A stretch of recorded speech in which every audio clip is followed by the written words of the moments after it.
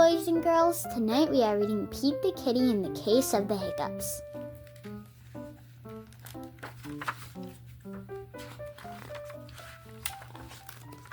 Hiccup! Oh no, Pete has the hiccups. Hiccup, hiccup, how do you stop the hiccups? Pete asked Grumpy Toad, how do I stop my hiccups?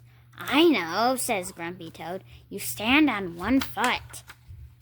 Pete stands on one foot. Hiccup! Pete still has the hiccups. Pete asks Callie, how do I stop my hiccups? I know, says Callie. You stand on one foot and hop up and down. Pete stands on one foot and he hops up and down. Hiccup, hiccup, Pete still has the hiccups. Pete asks Gus, how do I stop my hiccups? I know, says Gus. You stand on one foot and hop up and down and sing a song.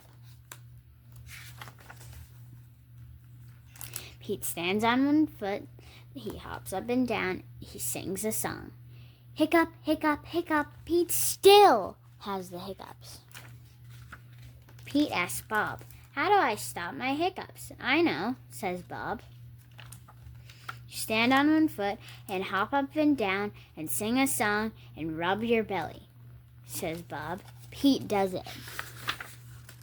Hiccup, nothing is working. Pete still has the hiccups. Go ask Mom, says Bob. Pete asks Mom, how do I stop my hiccups?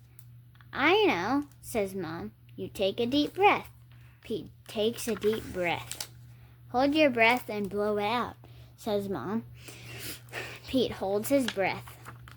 Pete blows his breath out. That's it, Pete asks. That's it, says Mom. Pete waits, and he waits, and he waits. The hiccups are gone. Moms are so smart. Till we read together again, boys and girls.